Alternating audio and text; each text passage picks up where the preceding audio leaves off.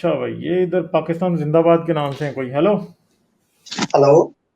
हाँ जी जी, सर। क्या हाल है जी आपके? हेलो सर, कैसे हैं आप? ठीक ठाक है। मैं ठीक हूँ जी, आप कैसे हैं? सर मेरा एक अच्छा। क्वेश्चन है कि मैंने गूगल पे देखा था सुलेमान रश्दी, वो हाँ उसने जी, हाँ जी। कोई बुक बुक लिखी थी हम्म।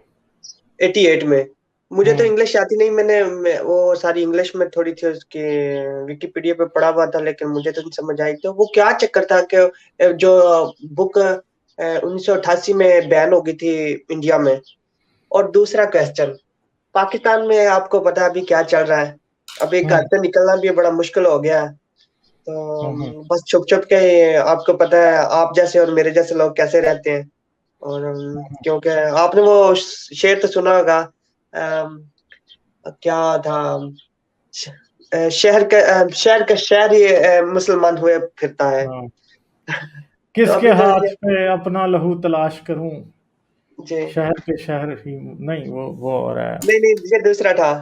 वो कोई ये इसका काफर कह ये के हो कत्ल न कर रहा है। डाले, हाँ। कोई काफर कह के कत्ल न कर डाले, शहर का शहरी शहर का मुसलमान शहर हुए फिरता। मुसलमान हुआ फिरता है। हाँ हाँ, ये सर वो ये है। मेरे दो क्वेश्चन था। अभी ये बड़ी सूरत हाल जो पाकिस्तान में आपको पता है, बस डर के साथ ही जिंदगी गुजर रही है। तो हाँ, किसी ये के साथ आपने बात पहला जो नहीं। क्वेश्चन पूछा था वो क्या था? देखो, मेरा हादसा इतना अजीब है कि अभी मुझे क्वेश्चन। सुलेमान रश्दी की वो उसने हाँ, बुक लिखी थी सलमान दो रुश्दी ने तीन। यार एक किताब लिखी थी जो कि ना, एक लिहाज से रसूल अल्लाह की और अबू बकर की पैरोडी कर रही थी। ठीक है। जी उसने जी। उसमें एक बंदा था बनाया हुआ, उसका नाम मोहम्मद था।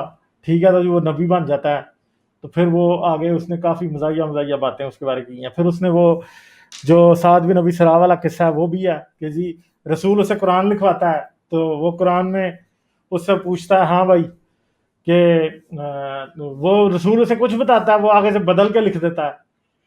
तो वो रसूल से पूछता है, हाँ भाई, वो कहता है ठीक है। वो हर जगह रसूल खुद ही कुरान के अंदर, और उसने उसको काफी एग्जैजरेट किया है।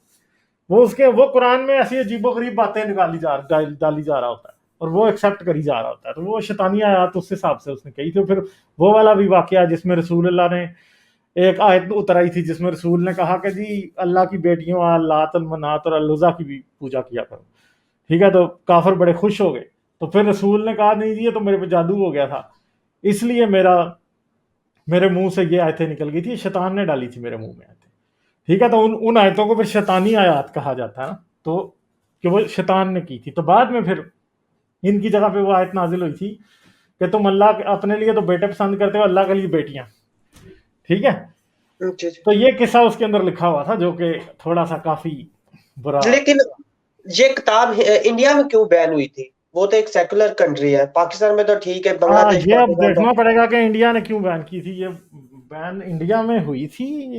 सरप्राइज हूं मैं कि इंडिया में भी हुई थी, तो उधर भी जी करा ली इंडिया में होगी बैन उन्होंने हुई बैन, थी, क्योंकि 88 में हुई थी बैन, क्योंकि क्योंकि वहां पे भी ब्लास्फेमी लॉ एग्जिस्ट करता है ना, तो वहां पे फिर होगा, उन्होंने कर दी होगी, किसी ने बैन के लिए अपील डाली होगी कि हमारे रिलीजन का लोग भी मजाक सड़कों में उड़ रहा आए है। थे बहुत ज्यादा उस जमाने में, हाँ, इंडिया से मुसलमान भी आए लोग होंगे। बहुत ज्यादा आए थे। और लेकिन अब तो 88 ऐसी में तो वो किताबें क्या, हजारों तकरीबन बुक्स लिखी जा चुकी है भाई अब। जो मुसलमान थे वो तकरीबन 10% या 20%, 20%, 10% हो गए वहां पे, या हम्म। 12% हो गए 88 में। हाँ अभी तो 20% है। हाँ, तो वही है ना, तो वो उन्होंने तमाशा लगाया था ना, तो इसीलिए फिर हुआ था ना। इसका हाँ मतलब है ये कौम जिधर भी होगी बस अपनी मनमानी करवाएगी। जैसे हाँ, वो वो तो बिल्कुल बात अ, है। कल पार्लियामेंट में हुआ है। वो हम्म। खाकान बासी ने कहा कि मैंने जूते से मारना उसको, क्या था नाम उसका, भूल गया। कल मैं देख रहा था वीडियो, उसने कहा मैं जूता उतार के तुझे मारूंगा अभी। ये तो हम्म। पार्लियामेंट का हाल है। हम्म। तो आम जो साधारण इंसान है वो कैसे अभी पाकिस्तान में रह सकता है और कैसे जिएगा, आप हम्म। खुद ही अंदाजा लगाना बड़ा मुश्किल हो गया। हम्म। बस मुझे अंदाजा है। ठीक है, पर अपना ख्याल रखें किसी से बहस नहीं करें। नहीं बहस सर, पता है बहस अभी आपको पता है लास्ट क्या हुआ है, वो क्रिश्चियन लड़की दो थी हाँ, फैसलाबाद में। मसलन या उसके पीछे असल स्टोरी पता लगी है कि उन पे इन्होंने क्यों इल्जाम लगाया, क्या दुश्मनी थी इनकी उनसे?